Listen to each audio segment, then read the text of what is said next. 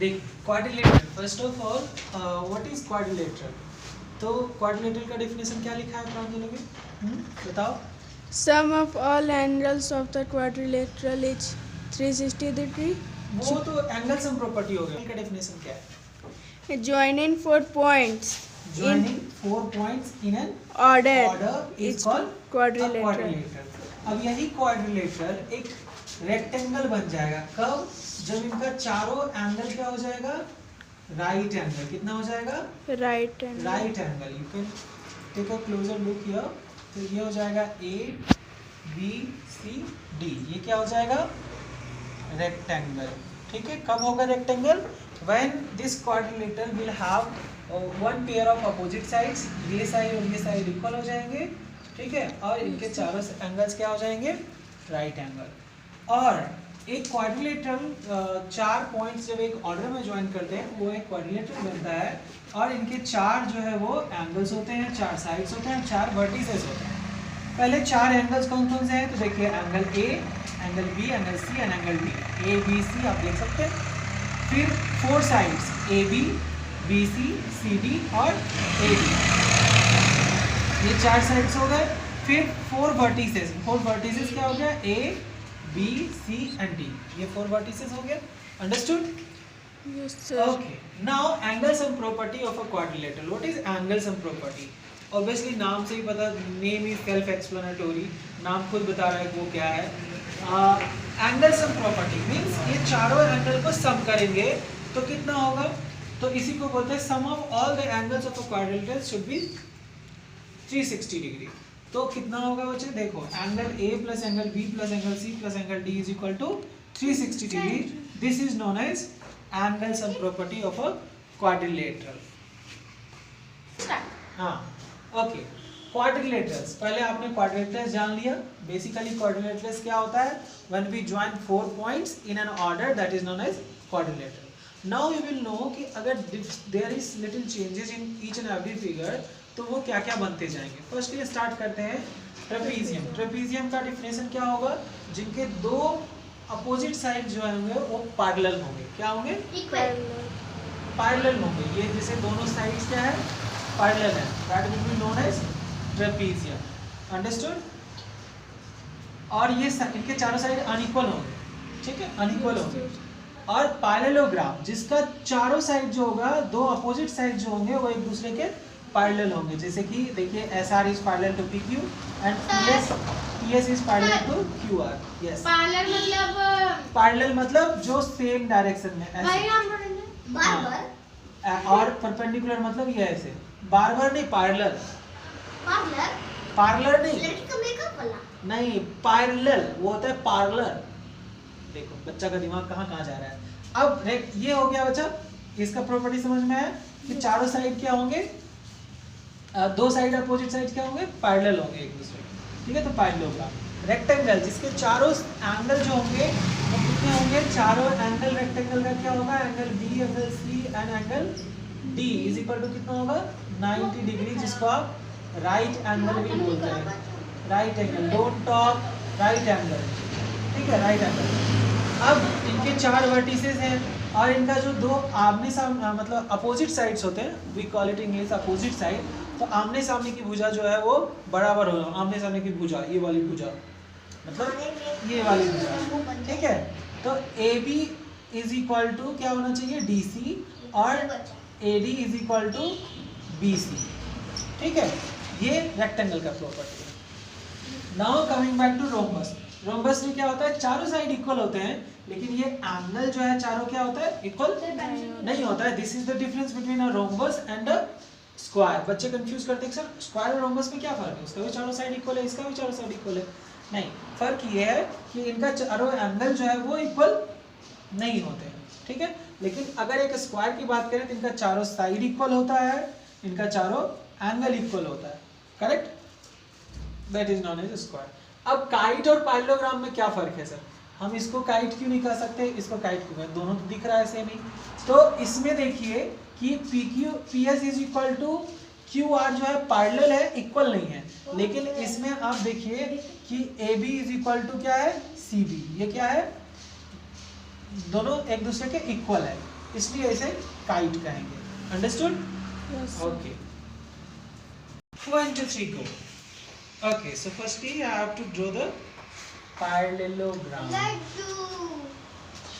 Not laddu Gopal. Parallelogram. तो ये मैंने parallelogram बना दिया.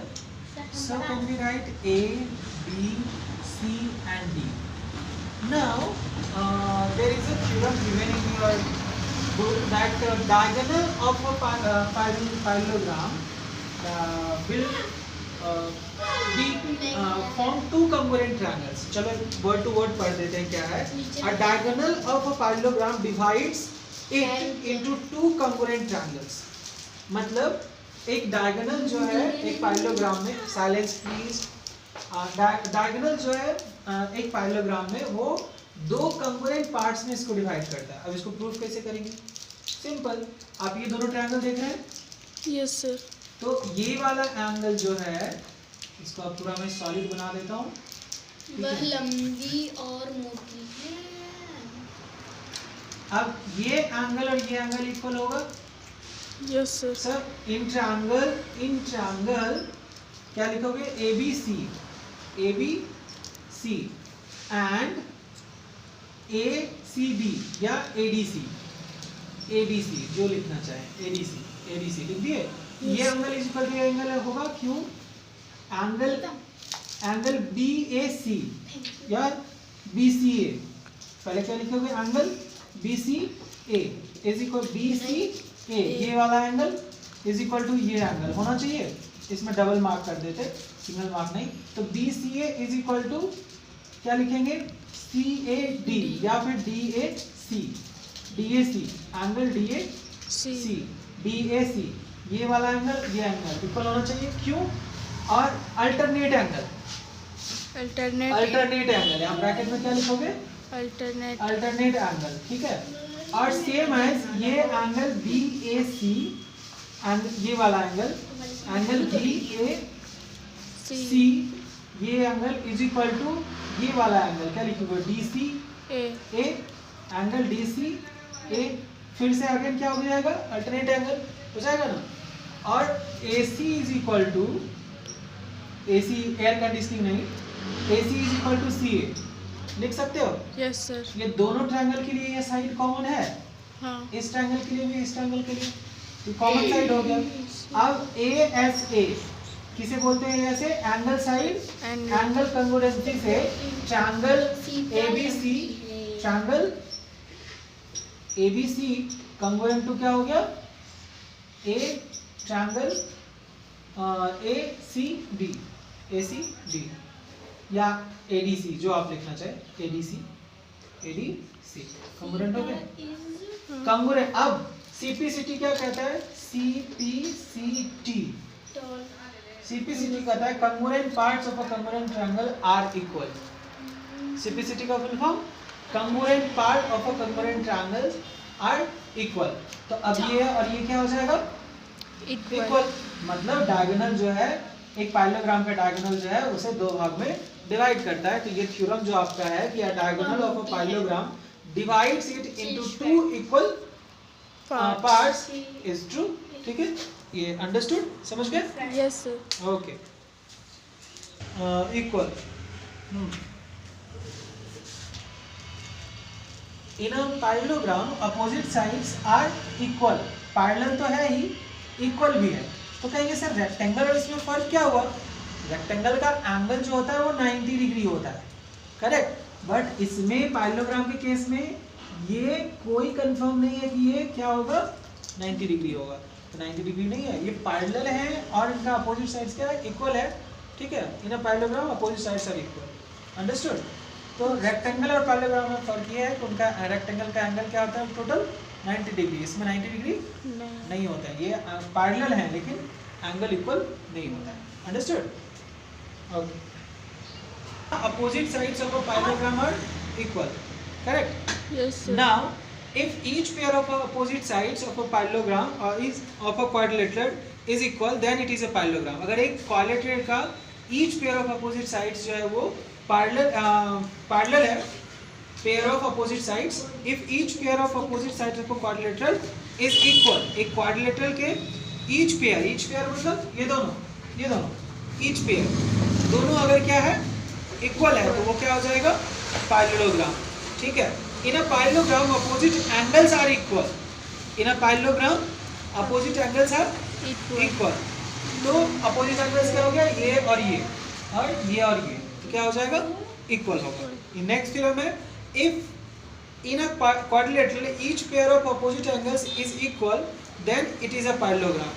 If in a quadrilateral each pair of opposite angles is equal, अगर प्रत्येक पेयर जो है अपोजिट एंगल्स जो है वो इक्वल है तो if in a quadrilateral each pair of opposite angles, अब मान लो कि एक क्वाड्रिलेटरल है फॉर एग्जांपल, ठीक है, अब ईच पेयर जो है वो एक दूसरे के इक्वल है opposite angles, each pair of opposite angles are equal then it is a parallelogram. ये हो गया केस। फिर the diagonals of a parallelogram bisect each other. Diagonals of a parallelogram bisect each other. मतलब ये आधा आधा करता है। देखिए, the diagonals of a parallelogram bisect each other. Bisect each other मतलब ये दोनों आधा आधा हो जाता है, इक्वल हो जाता है। जैसे अगर इसको O मान लें तो AO is equal to क्या हो जाएगा, AO is equal to OC, और ऐसे ही BO is equal to OD जो कार है वो वाला, हाँ ठीक है, इक्वल हो जाएगा। If the diagonals of a quadrilateral bisect each other, then it is a parallelogram. देखो ये vice versa, उल्टा है, ध्यान से समझना है। पहला क्या कह रहा है, the diagonals of a parallelogram bisect each other. अब कह रहा है if the diagonals of a quadrilateral bisect each other, then it is a parallelogram. ऐसे समझ में। पहला क्या कह रहा है, पहला कह रहा है कि the diagonals of a parallelogram bisect each other. एक पैरेललोग्राम का डायगोनल्स क्या करता है, बाइसेक्ट करता है, ठीक है। और दूसरा प्रॉपर्टी क्या है, if the diagonals of a quadrilateral bisect each other than it is a parallelogram. अगर एक क्वाड्रिलेटरल का डायगोनल जो है एक दूसरे को बाइसेक्ट करता है तो एक पैरेललोग्राम हो जाएगा, ठीक है। और इसमें कह रहा है कि पैरेललोग्राम का डायगोनल जो है वो देखिए, ठीक है। तो that was the I think so is the last theorem, okay. Done?